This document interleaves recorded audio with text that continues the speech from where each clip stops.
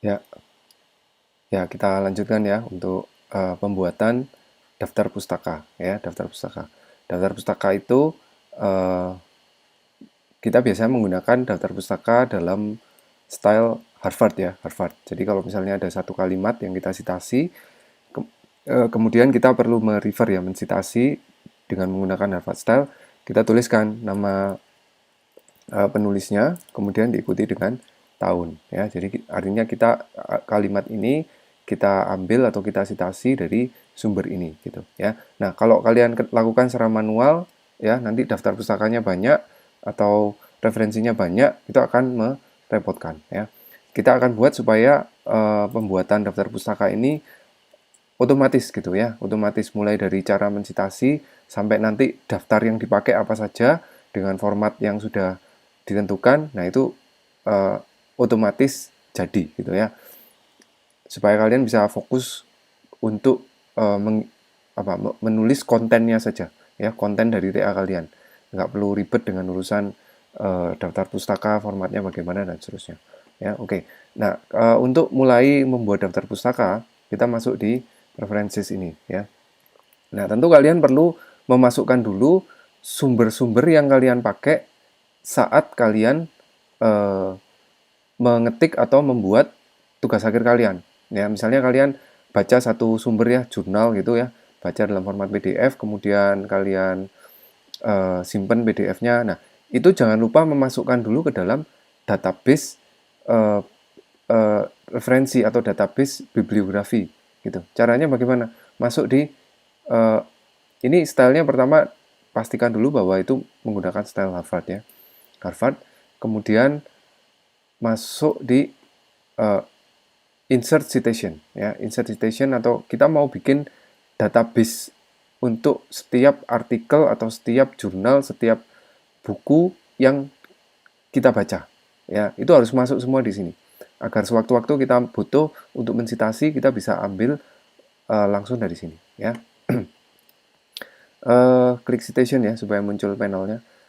Ini bisa klik plus gitu ya. Misalnya kalian lagi baca jurnal ya, autornya saya pakai nama saya aja ya, Swastika Indra gitu ya. Kalau misalnya ada lebih dari satu penulis ya, misalnya Setiawan Hendri gitu ya, Hendri. Ya kalian masukkan semua, nama penulisnya dimasukkan semua ya.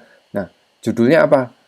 Judulnya misalnya artikel yang kalian baca atau jurnal yang kalian baca, judulnya adalah deteksi COVID-19 menggunakan, ini contoh ya, citra X-ray ya.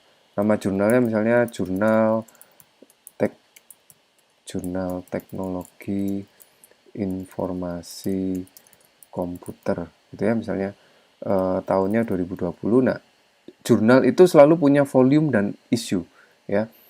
Volume itu umumnya akan bertambah setiap tahun, issue itu dalam satu tahun ada misalnya 3 isu atau 4 isu gitu ya. Ya misalnya volume 2 isu 4 misalnya ya, isu terakhir gitu. Nah, untuk halaman, kadang-kadang kalau jurnalnya ditemukan online tuh nggak ada nomor halamannya.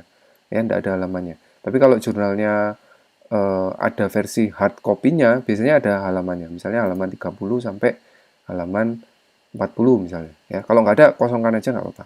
Ya, kemudian klik OK. Nah, ini akan muncul di database. Akan tersimpan di database citasi yang bisa kita pakai sewaktu-waktu. Ya, ini otomatis muncul ini. Saya hapus dulu aja ya.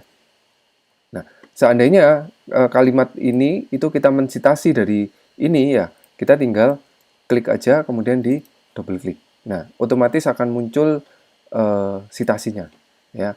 Otomatis muncul citasinya menurut format yang sudah kita tentukan ya. Misalkan lagi di kalimat ini ya, kalimat ini mensitasi dari jurnal yang lain gitu ya. Saya plus dulu. Misalnya kali ini dari buku ya, buku gitu ya. Autornya siapa? Misalnya autornya misalnya siapa?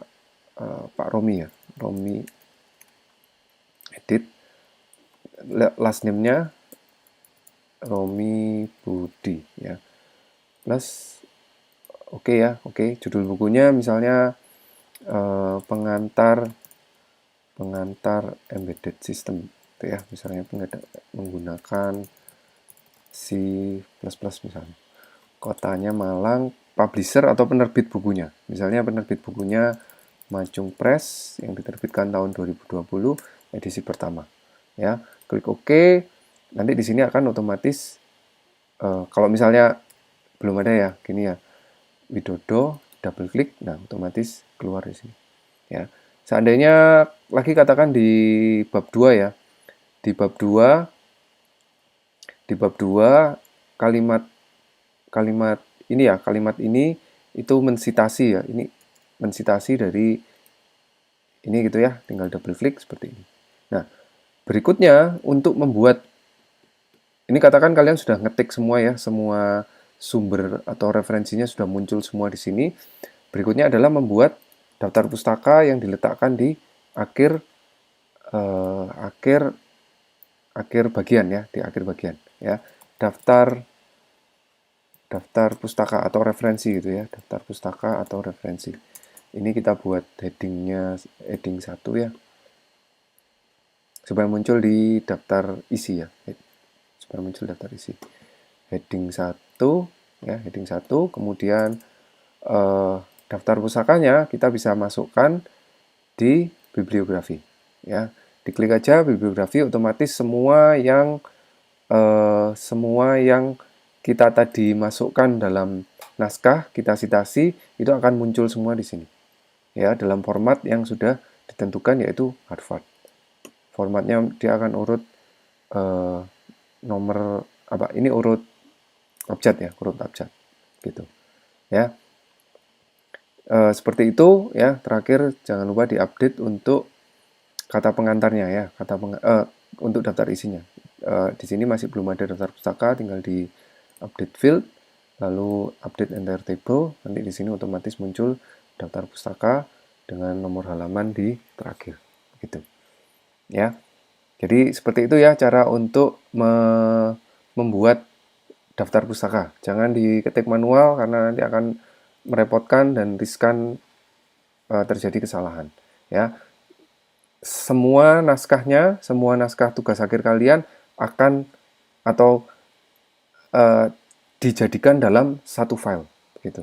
Ya, dengan menggunakan satu file seperti ini akan sangat memudahkan kalian untuk melakukan pengeditan. Ya, kemudian satu lagi kalian bisa mengaktifkan track change ya. Track change itu kalian bisa aktifkan supaya apa? Supaya setiap kalau misalnya kalian berikan ya naskah kalian ke dosen pembimbingnya, kemudian kalian nyalakan track change ya, track change.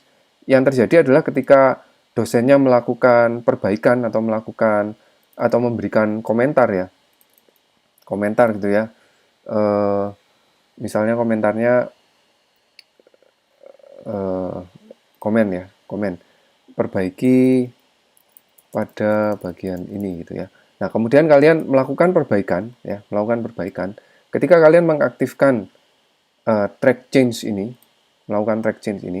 maka kalian bisa tahu misalnya ini sudah kalian perbaiki ya. Misalnya kalian sudah perbaiki, kalian hapus, kemudian kalian perbaiki ya sama dengan